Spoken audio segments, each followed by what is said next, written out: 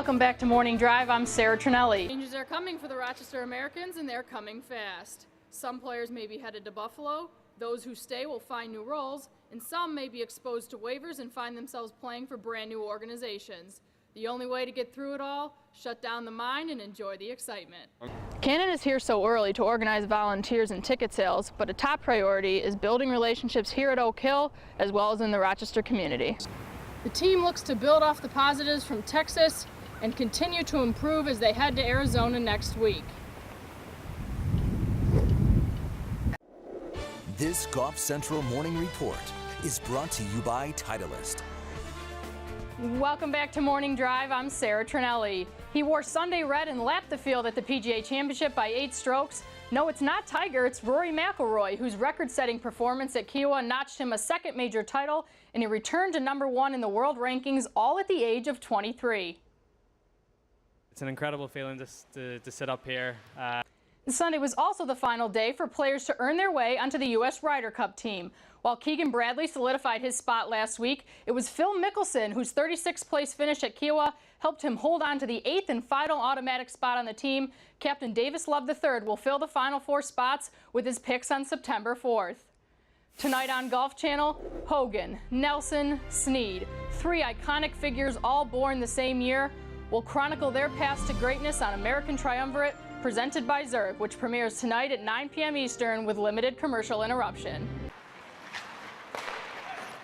It was just one of many practices the Amerks will have this season, but with the NHL lockout over and the season set to resume, that practice meant a little more. That was probably our best practice all year, to tell you the truth. So I think that kind of sparks things. It sparks just a lot of enthusiasm. It kind of is light at the end of the tunnel where guys see opportunity now. Definitely excited to get a chance to move up in the league and play in the best league possible. So it's fun now. There's hockey on TV. It was just a little bit more exciting waking up Monday morning. Changes are coming for the Rochester Americans, and they're coming fast. Some players may be headed to Buffalo. Those who stay will find new roles, and some may be exposed to waivers and find themselves playing for brand new organizations. The only way to get through it all, shut down the mind and enjoy the excitement. I'm just taking it one day at a time. That's all you can really do. You can't really get ahead of yourself, whatever happens in the next few days. What happens, our team might change up a little bit, but it's kind of out of my control. The one thing the Amerks could control was their play on the ice, with Sabres coaches watching.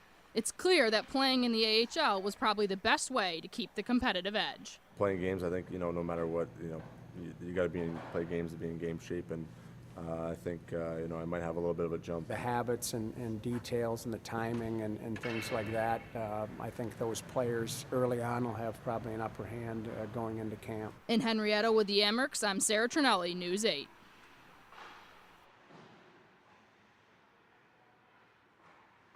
You buy Titleist. Welcome back to Morning Drive. I'm Sarah Tranelli. Tiger Woods began the final round of the Open Championship 5 shots behind Adam Scott, and he cut his deficit to 4 with a solid start on Sunday. Woods parred the first 5 holes at Royal Lytham in St. Anne's, but found trouble on the 6th when his approach went into a deep greenside bunker. It hits the lip and almost hits him. Tiger took 2 to get out en route to a triple bogey and finished with a less than desirable 73 to tie for 3rd. Adam Scott had a 4-shot lead through 14 holes, but after a double on 15, here he is at 16, short par putt around and out. His lead is suddenly cut to 2. Ernie Els began the day 6 shots behind Scott. At the 18th, birdie putt from 12 feet, drains it with conviction. Els posts a 7-under to get within 1, and for the second major in a row, the best place to be was in the clubhouse. Scott needed this putt to drop on the 18th to force a playoff, but it doesn't have enough speed, just misses left. And that means Ernie Els is the 2012 Open champion. It's his 2nd Open win and 4th career major championship.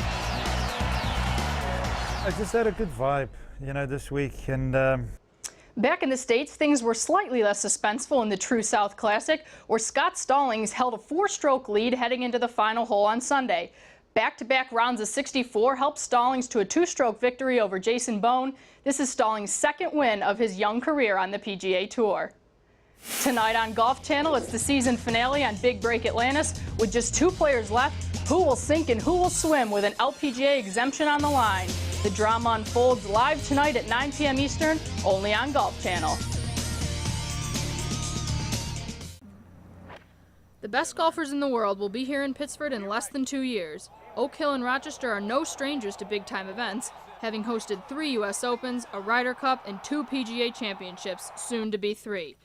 Tournament director Ryan Cannon is already here to get the ball rolling on preparation for 2013. By the time we get to this time next year, the trajectory of all of the major elements of the championship are all moving in the right direction because, blink your eyes and we'll be August of 2013. Cannon is here so early to organize volunteers and ticket sales, but a top priority is building relationships here at Oak Hill as well as in the Rochester community. This is a community event. It's something that we want the entire region to be proud of what happens here in August of 2013.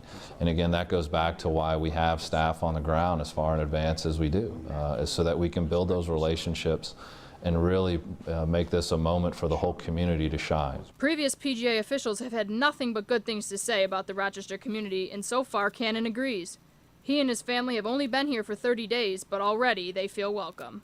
My oldest daughter is actually in school here in the Pittsford district, and she goes to school the first day, came home and said, "Daddy, I like my new school." Cannon and his staff will work hard to make this championship a success and one that is memorable. We also want to make sure that when this is over, that at the end of the week, everybody, the Oak Hill membership, all the spectators who decided to come out and attend the championship, the players, the media, really the entire state of New York looks at it and says, wow, that was one of the best weeks I've ever had. At Oak Hill, Sarah Tranelli, News 8.